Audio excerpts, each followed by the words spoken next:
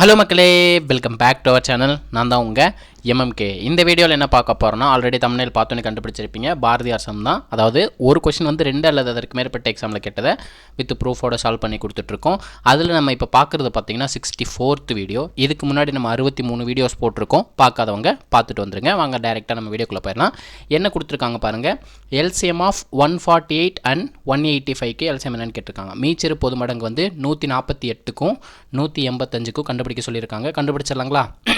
எத்தனை நம்பர் கொடுத்துருக்காங்க? 2 நம்பர் கொடுத்துருக்காங்க. 148 185. 2 நம்பரையும் நான் 37ஆல் டிவைட் பண்ணுறேங்க. 37ஆல் டிவைட் பண்ணுறேன். 37 4ஆல் பெருக்கும்போது நமக்கு 148ன்னு கிடைக்கும்.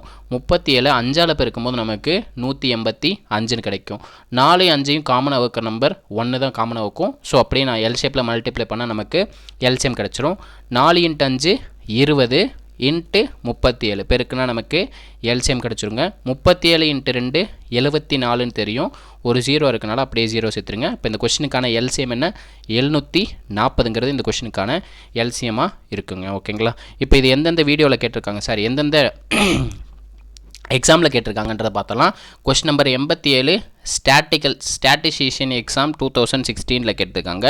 அது மட்டும் இல்லைங்க, 2016 கேட்ட கொஸ்டினை இப்போ 2023 கேட்டிருக்காங்க. ஜியாலஜி எக்ஸாம் 2023 ரிப்பீட்டட் கொஸ்டினுங்க. கொஸ்டின் நம்பர் 196 கேட்டிருக்காங்க. ஆன்சர் 740. 148, 185ஓட மீச்சிறு பொது மடங்கு என்ன, எல்சிஎம் என்னன்னு கேட்டிருக்காங்க. ஓகேங்களா?